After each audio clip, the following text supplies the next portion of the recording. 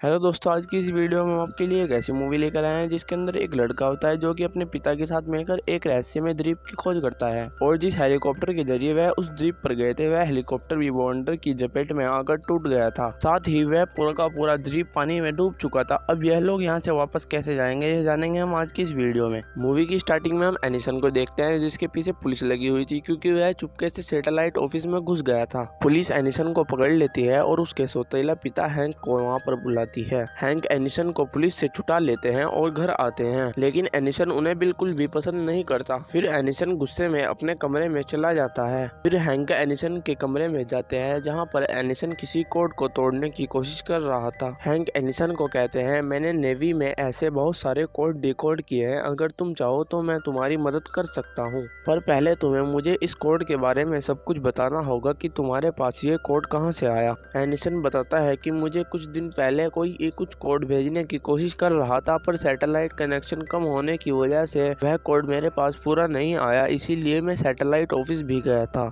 फिर हैंक उस कोड को डिकोड करता है जिससे उसे पता चलता है कि यह किसी आइलैंड का नक्शा है। फिर एनिसन कहता है, तुम सही कह रहे हो, यह एक रहस्यमय द्वीप का नक्शा है जिसके बारे में आज तक कोई पता नहीं लगा पाया। पिछले 2 सालों से मेरे दादाजी गायब हैं, जरूर वही उस रहस्यमय द्वीप पर होंगे और मुझे यह नक्शा भेज रहे हैं। फिर एनिसन बैग पैक करने लगता है उस रहस्यमय द्वीप पर जाने के लिए, लेकिन हैंक उसे मना करता है कि तुम इन किताबी बातों और इस नक्शे पर भरोसा करके वहाँ नहीं जा सकते, वहाँ बहुत खतरा है, पता नहीं ये रहस्यमय द्वीप सच में है भी या नहीं। एनिसन कहता है, मेरे दादाजी वहीं पर फंसे हैं, उन्हें मेरी मदद की जरूरत है, मैं वहाँ जरूर जाऊंगा। फिर अगले सीन में हैंक और उसकी वाइफ को दिखाया जाता है। हैंक अपनी वाइफ को सारी बात बताकर कहता है, मैं भी एनिसन के साथ उस रहस्यमय द्वीप पर जा रहा हूँ, उसे एक साथी की जरूरत है जो उसकी मदद कर सके, साथ ही हमें एक दूसरे के साथ समय बिताने का मौका भी मिल जाएगा, शायद वह मुझे पसंद करने लगे। फिर हैंक की वाइफ मान जाती है। फिर अगले सीन में वह एक नाव वाले के पास जाते हैं जिसे उस द्वीप के बारे में बताते हैं और वहां चलने को बोलते हैं, पर वह नाव वाला कहता है कि वहां पर कोई भी आइलैंड नहीं है, सिर्फ वहां पर बवंडर है जो कि जहाजों का कब्रिस्तान कहा जाता है, वहां कोई पागल ही जाएगा। फिर एनिसन उसे $1000 का ऑफर देता है, पर वह मना कर देता है। वहीं पर बैठा एक आदमी जिसका नाम गोपिटो होता है, वह $1000 का नाम सुनते ही वहां पर जाने के लिए रेडी हो जाता है। गोपिटो उन्हें अपनी बेटी से मिलवाता है जो एनिसन को बहुत पसंद आती है। फिर सब लोग हेलीकॉप्टर से आइलैंड वाली जगह पर पहुंच जाते हैं, पर वहां पर कोई भी आइलैंड नहीं था, वहां पर सिर्फ बवंडर था। हैंक गोपिटो को वापस जाने के लिए बोलता है और गोपिटो भी हेलीकॉप्टर मोड़ने लगता है, पर जब एनिसन कहता है, बुक के अनुसार उस आइलैंड पर जाने के लिए हमें बवंडर के बीच में जाना होगा। यह सुनकर सब डर जाते हैं और वापस जाने के लिए बोलते हैं। तभी हेलीकॉप्टर बवंडर की चपेट में आ जाता है और क्रैश हो जाता है। फिर सभी लोग एक आइलैंड पर गिर जाते हैं, पर सभी लोग दुखी थे क्योंकि जैसा बुक में दिखाया गया था उस आइलैंड को ऐसा रियल में नहीं था।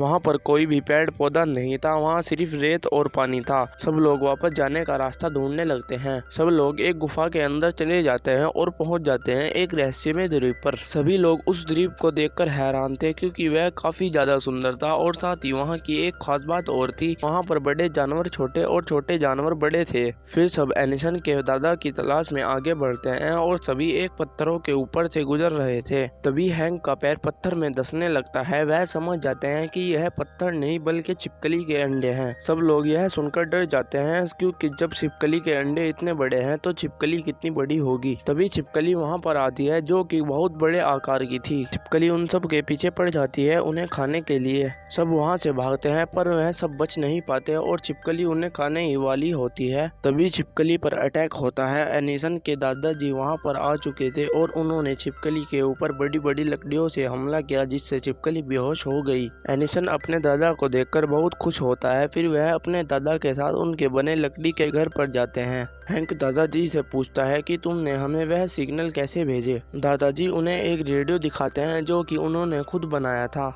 कल्याणी दादाजी से कहती है कि जल्दी से हेल्प भेजो, हमारी मदद के लिए हमें जल्दी से घर जाना है। दादाजी कहते हैं, यह रेडियो सिग्नल जब भी भेज सकता है जब सैटेलाइट इसकी दिशा में हो, और जिसे होने में अभी 2 हफ्तों का समय लगेगा। जब तक सैटेलाइट रेडियो की दिशा में नहीं आता तब तक तुम यह पूरा द्वीप घूमोगे। कल मैं तुम्हें एक बहुत अच्छी जगह पर ले जाऊंगा, जाओ देखकर तुम्हारे होश उड़ जाएंगे। फिर सब लोग सो जाते हैं। अगले दिन सभी दादाजी के साथ निकल जाते हैं और पहुंच जाते हैं एटलांटिक के शहर में, जिसे देखकर सब लोग हैरान हो जाते हैं क्योंकि सबने उसके बारे में सिर्फ बुकों में ही पढ़ा था। किसी को यकीन ही नहीं होता कि एटलांटिक सच में एक्सेस करता है। हैंक कहता है कि इसे तो पानी में होना चाहिए था, बुक में तो ऐसा ही पढ़ा था। दादाजी कहते हैं कि यह द्वीप 70 साल पानी में रहता है और 70 साल सतह पर। मेरे हिसाब से अभी 30 साल हैं इसके डूबने के। हैंक वहाँ के पानी को चखता है और कहता है कि मैं एक नेवी ऑफिसर हूँ, मेरे हिसाब से यह आइलैंड डूबने वाला है। एनिसन पूछता है कि कितना टाइम है हमारे पास। हैंक कहता है ज्यादा से ज्यादा 2 दिन। यह सुनकर सब डर जाते हैं और सोचते हैं कि अब हम यहाँ से वापस कैसे जाएंगे। तभी एनिसन कहता है कि बुक में नेमो नाम के व्यक्ति के बारे में लिखा था जो कि भारत से अपनी पनडुब्बी लेकर एटलांटिक शहर आया था। जब एटलांटिक शहर सच में है तो वह पनडुब्बी भी जरूर यहीं कहीं होगी। दादाजी कहते हैं तुम सही कह रहे हो, नेमो नाम का व्यक्ति यहाँ आया था, उसका मकबरा यहीं पास में है, चलो मैं तुम्हें वहाँ ले चलता हूँ। सब लोग नेमो के मकबरे के पास पहुँच जाते हैं, पर मकबरे के अंदर जाने का रास्ता बहुत ही छोटा था। वहाँ पर सिर्फ कोई पतला आदमी ही जा सकता था, इसीलिए कल्याणी अंदर जाती है। अंदर जाने के बाद कल्याणी जैसे ही डायरी उठाती है तो वह सारा मकबरा गिरने लगता है। तभी कल्याणी जल्दी से बाहर आती है और वह मकबरा पूरा गिर जाता है। फिर वह डायरी को पढ़ते हैं और उन्हें पनडुब्बी का रास्ता पता चल जाता है और सभी लोग पनडुब्बी की तरफ निकल जाते हैं। रास्ते में उन्हें एक ज्वालामुखी दिखाई देती है जो कि अपने अंदर से ज्वाला की जगह सोना उगल रही थी। यह देखकर गोपिटो पहाड़ की तरफ जाने लगता है, पर हैंक उसे मना करता है कि हमारे पास टाइम नहीं है, हमें पनडुब्बी ढूंढनी है, जल्द ही ये द्वीप डूबने वाला है, इससे पहले ये द्वीप डूबे हमें पनडुब्बी ढूंढनी होगी। फिर सब लोग आगे बढ़ जाते हैं। काफी दूर चलने के बाद वह एक जगह पहुंचते हैं जहां पर उन्हें पहाड़ पर चढ़ना था, जो कि नामुमकिन था क्योंकि अगर वह पहाड़ पर चढ़ते तो उन्हें काफी टाइम लग जाता। इसीलिए दादाजी एक मक्खी पर बैठकर आते हैं और कहते हैं यही हमें पहाड़ के उस पार लेकर जाएंगी। सब मधुमक्खी पर बैठ जाते हैं और उड़ते उड़ते पहाड़ को पार कर देते हैं। फिर अंधेरा हो चुका था और वह रात बिताने के लिए एक पेड़ के नीचे बैठ जाते हैं, जहाँ पर एनिसन कल्याणी को प्रपोज कर देता है। पर कल्याणी अपने डैड से उस बारे में पूछती है कि मुझे क्या करना चाहिए, हम इतने गरीब और वह इतने अमीर, हम कभी एक नहीं हो सकते। यहाँ से जाने के बाद वह यूनिवर्सिटी चला जाएगा और हम यहीं रह जाएंगे। कल्याणी के पिता कहते हैं कि तुम चिंता मत करो, मैं तुम्हें यहाँ से जाने के बाद जरूर कॉलेज भेजूंगा। फिर वह सब सो जाते हैं। अगले दिन जब वह उठते हैं तो पानी 3 गुना बढ़ चुका था, यानी हैंक ने जितना बताया था उससे 2 दुगुना ज्यादा पानी बढ़ रहा था। अब उनके पास एक दिन का समय नहीं बल्कि 4-5 घंटों का समय था। तभी कल्याणी देखती है कि उसके पिता वहाँ नहीं है और वह समझ जाती है कि कल रात उन्होंने मुझसे कहा था कि वह मुझे यूनिवर्सिटी भेजेंगे, इसीलिए वह सोने के पहाड़ की तरफ गए हैं। कल्याणी अपने डैड को लाने के लिए पहाड़ की तरफ जाने लगती है। एनिसन अपने दादाजी को भी कल्याणी के साथ भेज देता है। हैंक और एनिसन पनडुब्बी की तरफ निकल जाते हैं। इधर कल्याणी के फादर एक सोने के बड़े टुकड़े को निकालने की कोशिश कर रहे थे। तभी कल्याणी वहां आती है और कहती है हमें कोई दौलत नहीं चाहिए, मेरी दौलत तो तुम हो, तुम मेरे साथ चलो बस पनडुब्बी की तरफ। यह सुनकर उसके पिता भावुक हो जाते हैं और वह तीनों पनडुब्बी की तरफ निकल जाते हैं। दूसरी तरफ हैंक और एनिसन पनडुब्बी के पास पहुंच चुके थे, पर उसका इंजन डेड हो चुका था। उसे फिर से चलाने के लिए उन्हें बिजली की जरूरत थी। उधर आइलैंड पूरा डूब चुका था और वह तीनों एक पत्थर के ऊपर बैठे थे जो किसी भी वक्त डूब सकता था। दूसरी तरफ हैंक को एक आइडिया आता है। वह तार को एक लोहे के डंडे के अंदर बांधता है